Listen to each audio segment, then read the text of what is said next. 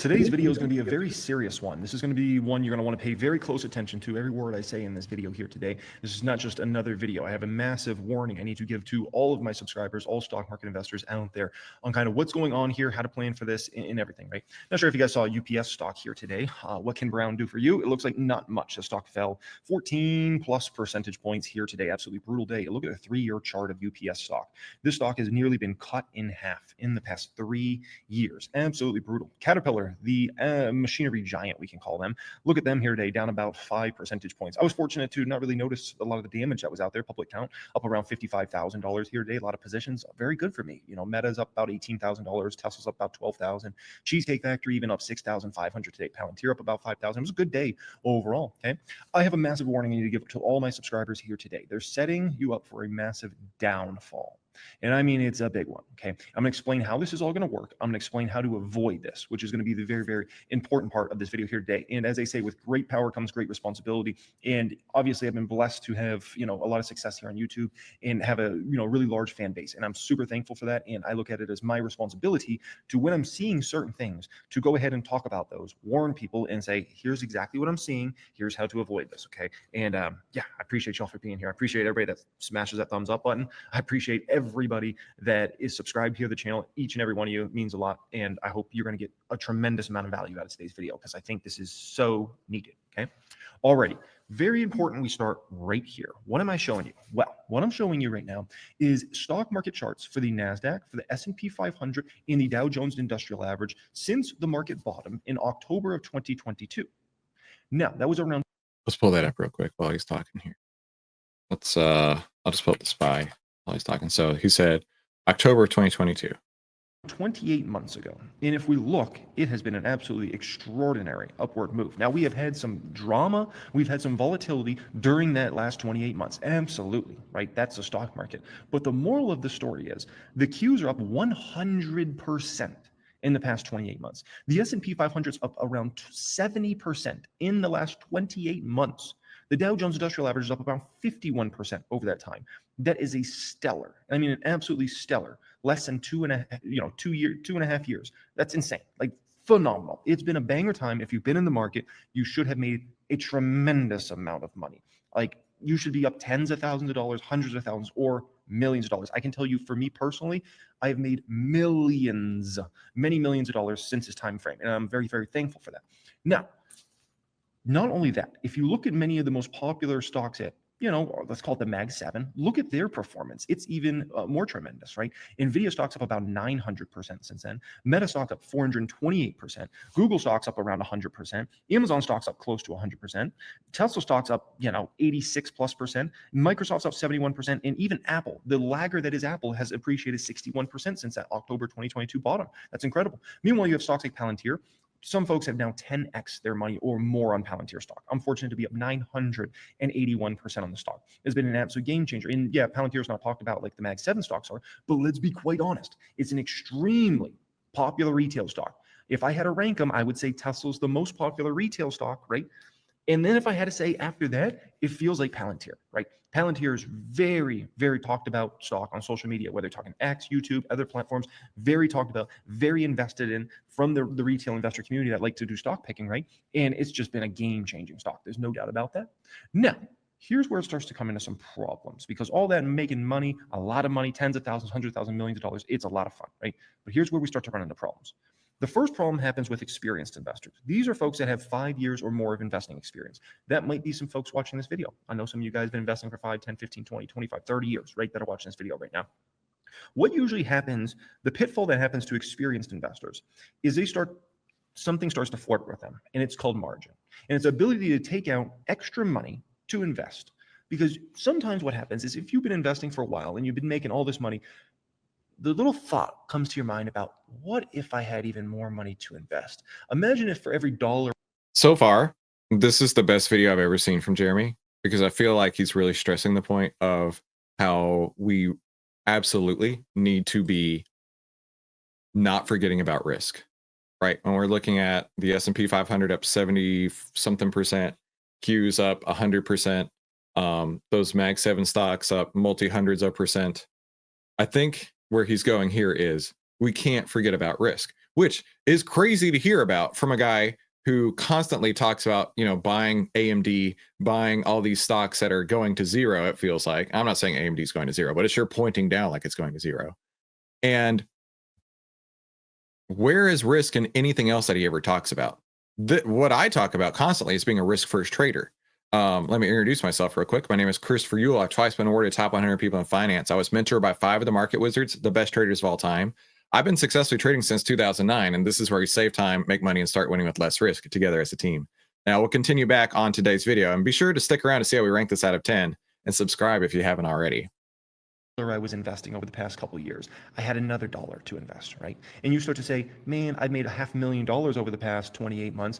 If only I had double the amount of money, I would be sitting on $1 million of profit, right? And this is something I've experienced it throughout my 16 years of investing. It's something that comes to you, and many times it's after you've been through an epic upward move and you've made a ton of money, and you start saying, gosh, if only I had more money to invest, right? Forget there's I feel like it's Trading in the Zone, one of my top 5 trading books.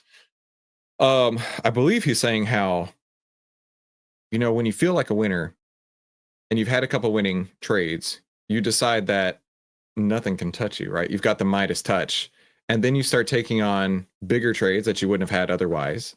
And if those happen to work out, if you happen to get lucky on those, right, you're like, I'm a genius. And so that's when you look for something like margin, which is basically going to double the size of what you can trade with.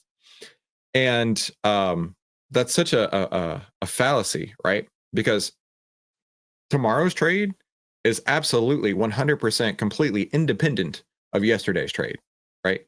That trade that you're going to put on tomorrow has 100% of no correlation to the trade you made before, right? Because it's on a different stock, it's on a different day, it's got different buyers and sellers, right? And anytime you put a risk on in the market, the outcome can be completely different, right? Have you ever put on, that's a great example, have you ever put on 2 trades in the same stock and ended up with the same outcome, right?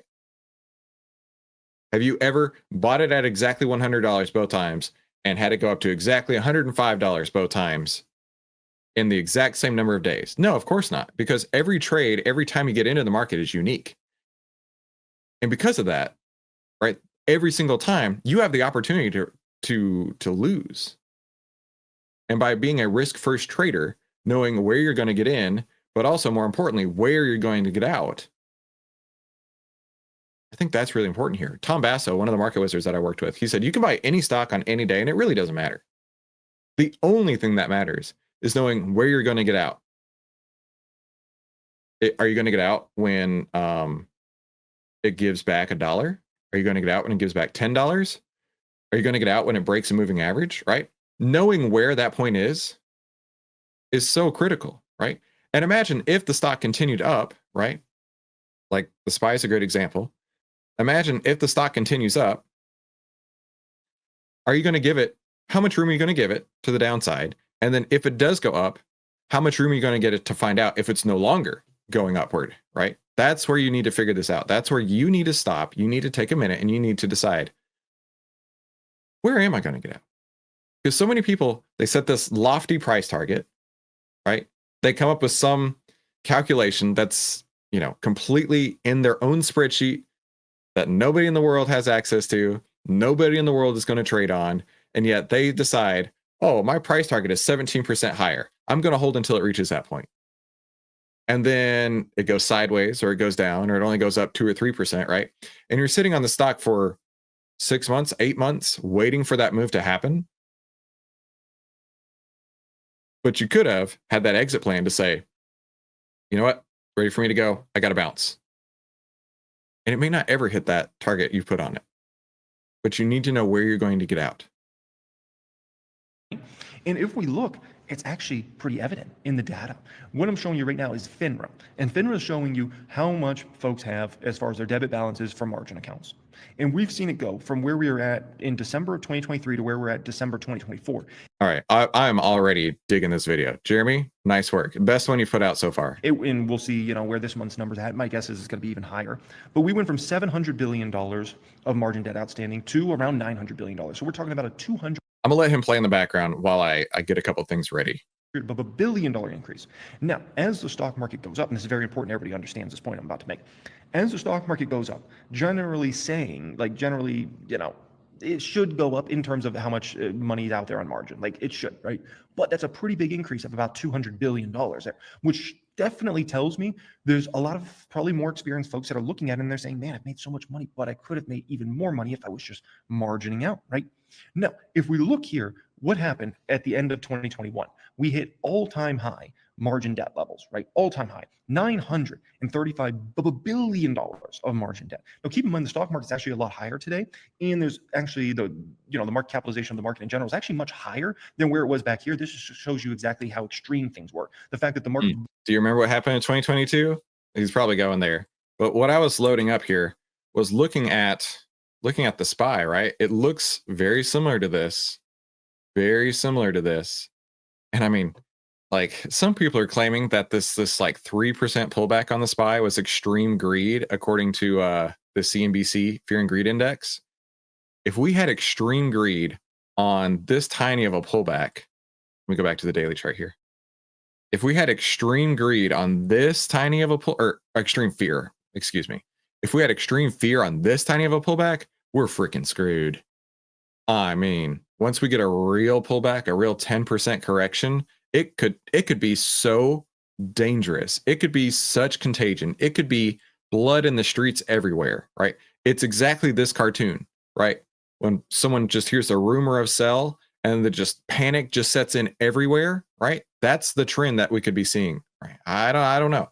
But to his point right here, if we peaked in margin in 2021, at the end of 2021, do you remember what happened? I do. I was buying puts like crazy into 2022 because that was the first time we even saw anything go down in the market, right? It's the first time we saw the market pull back in ages, right? This is 2022. It peaked around like literally the last couple of days of December of 2021, and then just like downward trends after downward trends all of 2022. And a lot of people realized what risk was, but then that bottomed and went up since then. And those same people are like, oh, buy the dip, buy the dip, buy the dip, because it always goes up. Way bigger today, and we actually have less margin debt than back then. But that doesn't mean we couldn't be setting ourselves up for some trouble over the next 6-12 months if margin debt keeps exploding, right? Now look at how low we got by the time the market was kind of bottoming in that fourth quarter of 2022. We got all the way down to $606 billion of margin debt outstanding, a very low number, the lowest number we had been in many years at that point in time. Now the scariest part of this whole margin debt situation is this: the interest rates people have to pay if they're taking out margin is astronomically high right now. Back when we had $935 billion, that is super high. I didn't realize I got that high. Of margin debt outstanding, right? Think about where interest rates were at that time. We were talking about interest rates around zero, right? Fed funds rate around zero. It's a long way from zero now at this point in time, right? So I'm looking at Fidelity. I just was like, let me just pull up Fidelity's margin rates, right? If you have, let's say, a $50,000 portfolio and you want to take out margin, you're paying a margin interest rate of 11%. So you need to get 11% return just to pay off the interest on that margin loan. Even if you have $1 million plus portfolio, you're still paying 8.25%. That's extremely high, right? Now I have this circle here because I feel like this is the majority of my subscribers, like the majority of people watching this video right now. You have between $25,000 portfolio and a $250,000 portfolio. My private stock group, a little higher end, so a lot of you guys are probably more in this range, right? But for the general subscriber amount, you guys are in this range. So that means if you are in that range, you're paying like 12 or 11% margin. It's not attractive, especially when you've already been in a multi-year bull cycle, because then you're setting yourself up for a lot of risk. After you've already been through a multi-year bull cycle, at some point in time, the market's going to obviously go the other way, and you're going to be stuck in a situation where you're paying this crazy amount of margin interest. And then next thing you know, you're going to be stuck with margin calls. And it happens quick. It happens very quick. And remember, a lot of the people the same type of people that many times take out margin are same type of people that have trouble controlling that margin. And they let things go overboard there, right? The next group that we have some major troubles, and this is actually the most at risk group, and it's for a different reason. It's for the individuals that might be watching this video right now that you have light experience in the market. You've been investing in the market for 1 to 4 years. You're the most at risk of a major problem here. And here's why. You are in a period where we've had a very nice bull cycle, right?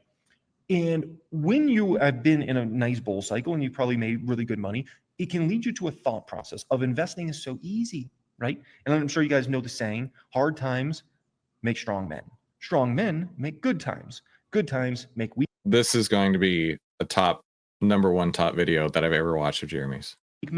weak men make hard times. You might have heard that before, right? You might have heard it on the channel before, because I don't think it's the first time I mentioned that little phrase there. And that's the same exact thing in the stock market. Hard times make really strong investors. For instance, when I got started in the stock market, it was end of 08 going into 2009, right? And I'm getting like exactly the same time I did. Hard times, like the reason that hard times make strong men is that those strong men are the only ones who figure out how to make things work in a hard time, right? If you've ever struggled as a man, because I know 96% of my audience is men, so I can talk to you. If you ever struggled financially to take care of your family, you had to become a strong man. You had to figure things out, right? A weak man would just sit there, crumble, cry. But a strong man says, okay, I'm going to do what I'm going to do what needs to be done. I will put this burden on my back and I will carry this. A lot of people getting into the market have not had to figure things out. They've just said, oh, buy the dip. It only goes up 100% every 2 years. That's a pretty awesome. I'll just throw all the money I possibly can at it. What risk? There's no risk in the market. He's got a lot of good points in this video. getting thrown into the stock market where everybody's just getting obliterated. It's hard times. And so what did I focus on? I focused on the fundamentals. I found Warren Buffett. I'm like, okay, here's what he does. Here's how he invests. Oh, he's looking at the I don't know why anybody focuses on fundamentals, honestly. I have no idea why people focus on fundamentals, because only price pays, okay? Your fundamentals could look incredible, like they did with SoFi after earnings, and then it got monkey hammered, right? It got monkey hammered down 17%. Your fundamentals could be incredible, making the case for AMD, but AMD continues to fall day after day after day. The advanced money destroyer, right? Or your fundamentals could look terrible. I don't know anything about Alibaba's fundamentals. And then price is just on a rocket ship. Fundamentals mean nothing, because at the end of the day, I have one objective, and that's to have more money in my account than I did yesterday. Fundamentals are not going to do that. Only price pays. And this is what you want to see in a stock, right? This is what you want to see. You want to see a stock that, you know, has been beaten up, and then all of a sudden, there's strength here. Oh my gosh, yeah. You don't want to be buying it as it's falling, right? You don't want to be buying it as it's falling down through $90 when it was up at, tell me order blocks don't work. Look at that. Tell me order blocks don't work. Look at this crazy, amazing trend, because only price pays as it's going up, up, up, up, and up. What? This trend is absolutely bonkers. Hang on, I gotta look at this. Just from right here, 39% in 13 days. We could go back even further to where it really developed here, 40% in 43 days. So it really accelerated right there. That's crazy. But it ran right up into that order block and got rejected. Now, looking at this, you had the 10, 20, 50 cross back down. And let's say instead of buying it at 110, you're like, oh, wait. And then it gets down to 100. And you're like, oh, man, 100. I should load up the boat, right? And then it goes down to 90. Or 95. You're like, oh man, this is not looking so great. And then it goes down to 90. You're like, oh, okay, maybe I've messed up. And then it goes down to 85, right? And then it hits down to 80. But let's say, for example, you really wanted to buy it at 87, right? It's going down, it's going down, it's going down.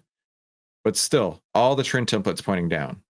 It finds its bottom, and then it starts coming back up. The trend template shows the 10 over the 20, price over the 50, turns north, turns bullish, and then you can still buy it at 87. You can still buy it at 87. You thought 87 was a great deal when it was back at 115. You're like, I can't believe it. I finally get to buy it at 87 as it continues to go down and down and down. And then, you know what? On the other side of this trend, you can still buy it at 87. But you've saved from November to January, nearly 3 entire months right there of heartache, of frustration. And you got it in at the same price. And now you're getting in it as the price is accelerating to the upside, as the price is gaining momentum, as you're making money, instead of getting in as the price is going down. And there's no guarantee that it's ever going to hit that bottom. It could have gone to 70 before it started to come back up. This is what you want to do right here. This is why when I watch these videos, which this one in particular by Jeremy is actually quite good. But a lot of time when I see these videos coming from YouTubers and they're talking about how, you got to buy it as it's going down. You really don't. Probably should avoid it. And wait until it comes into something like this. Income statement, the balance sheet, the cash flow. Here's how he thinks about a strong moat around a business, right? And my whole investing thought process was really brought up. Okay, and just to circle back to here, right? Fundamentals can do whatever in the meantime. Fundamentals can be great, fundamentals can be terrible, but only price pays. And at some point, the price can reverse and start going back up. And that is the opportunity to get in. And then when you have the great fundamentals, if you want that behind you, right? Those fundamentals you can throw in your backpack and say, this is a great reason to buy this stock. And now the price is showing that it's a great time to get into the stock too. Don't just rely on fundamentals, because the fundamentals and price can disconnect and be disconnected for months or years. In a great time, because at that time, what were you thinking? We need safe business models that are going to survive recessions, right? And so right off the bat, I was kind of like brainwashed in a very positive manner. Whereas if you come into the stock market and it's just easy to get gains, everybody's just talking about upside and upside and upside, it can lead you to become a lazy investor. It can lead you to become, put yourself in a situation where you think this is an easy game. And once you start thinking this is easy, so easy, right? You start to say, I don't need to look at an income statement. I don't need to look at a balance sheet. I don't need to look at a cash flow. I don't need to perform SWOT analysis. Why would you need to do any of that? Why in the wide world of sports would you need to look at any of that? Explain to me why. Does the price move based on that income statement? Does the price go up because of the balance sheet? Does the price go up because of cash flows or SWOT analysis? No, the price goes up because people are wanting to buy the stock, right? The price goes up because more and more buyers are coming in and saying, hey, I want to buy this stock. Hey, I want to buy this stock, right? Oh, look, it's a virtuous cycle, right? When people see that the stock is going up, they're like, let's go, right? That's investor psychology. But none of these numbers matter. They're just numbers. Analysis, strengths, weaknesses, opportunities, and threats of a business. I don't need to understand how valuations are done. I just throw some money in a stock and it goes up, right? That is so detrimental to your long-term investing abilities. It will produce you far worse results. What you will find is when the market goes down, you're going to get absolutely obliterated. And when the stock market does go up, well, no, because if you're smart, you're not going to get obliterated at all, because A, you're looking at the charts, you're seeing where these order blocks are and saying, you know what? I would love to hold it as it's running up into this order block right here. But once it gets up to there, that's my cue to exit. SoFi is a great example. I was telling people for ages, once it gets up to this order block, now's the time to get out. And then it got hammered back down. There was one I looked at yesterday. It was this one right here. Once it gets up into this order block, it's time to exit, right? It had an 18 or something % move day after day on this one, right? Ran up, created this order block. These are selling points. This is where somebody wants to get out. These are large institutional orders waiting to get filled. Price dropped back down, came back up into it. It looks like it might get rejected right out of it again, right? These are really important. And in fact, on the bottom side, check this out for support, right? Created this order block. People want to buy it. Open orders are there ready to buy it when it comes to this zone here. November 15th of 2024, came up, down, bounced out of it, bounced back into it for one candle, create a second one here. And when you stack them, they get even more difficult to break through. And then it went, how many times did it come back into this original order block? So 1, 2, 3 rocket ships. Right? That's pretty cool. And then beyond that, let's go look at Coke, KO, inside of Outlier. I have not looked at this, so I don't even know if this is going to fit my example or not. Let's go look at Coke on the chart while that loads. Okay, cool. Check this out. Coke has been absolutely obliterated. To Jeremy's point, if you are just following price, bro, if you're just following price, this is easy mode, right? If you're just following price, Coke right here is easy mode for days. You've got your 10 over 20, price over the 50, moves all the way up. I look to close. I'll even show you. I'll show you on my chart or on my slide deck here. I look to close if it hits the 10 EMA, right? That's a pullback to me that I want to get out of. Look at this. It went from July all the way up, never once closed under the 10 EMA until September 5th. That's a yellow flag on the field, a red card, whatever, right? Use your sports analogies. I don't watch sports. I don't know. The very first time it closed under the 10 moving average, the 10 period moving average. This is such easy mode. Oh my gosh. I'm going to add this to my list so I can come back to this frequently. This one is such easy mode because it told you, hey, the trend's over. And then it went sideways and then it went down. And it created this order block when it was up there too. So it went up into, how many times did it go up into this order block, right? And they wanted to sell this. Every time it came up into this, they wanted to sell it. It was 1, 2, down, 3, down, 4, down, 5, and then goodbye. This is a great example as to why fundamentals mean nothing. Fundamentals are useless. Follow what's on the chart. The market tells you which direction it's going, okay? And if you follow what we do every single day, it'll tell you. Now let's go to the Coke results here in Outlier. We did just get a buy signal on Coke, okay? Got a buy signal, looks like today, yeah. You can see the fear hit Coke for a while and is now coming out, which means it's getting more and more greedy, okay? And if stocks are getting more and more greedy, that's what I want to see. That means more people are coming in. The consumer staples, that whole sector, in fact, the fear got pretty strong, and now the fear is coming out, getting more and more greedy.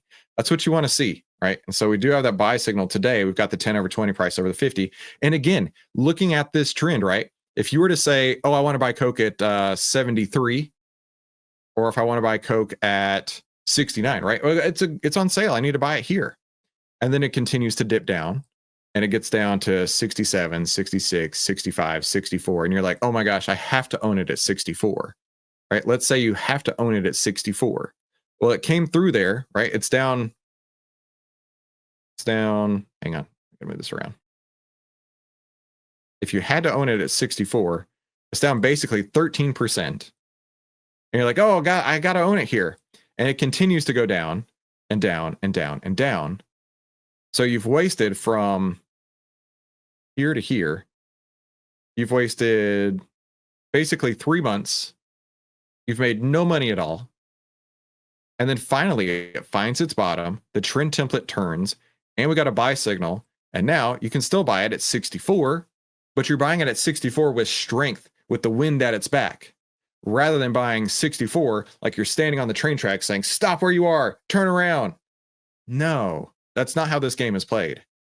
And I will vehemently disagree with Jeremy on this point here. This is trading, this is investing on easy mode. When you can see, remove all annotations here. When you can see on the chart what it's doing, and all you have to do is follow along with it. It's just like a surfer jumping on a wave, okay? If the wave is going up, if the wave is going to push you forward, that's what you want to see. You don't want the opposite, where you're trying, again, standing on the train tracks saying you have to go up. You're going to get ran over. Man, this is a very, very good example. And over this time period, doesn't matter what fundamentals did. Not at all. Because only price pays. So let's do this. Let's rank this video here.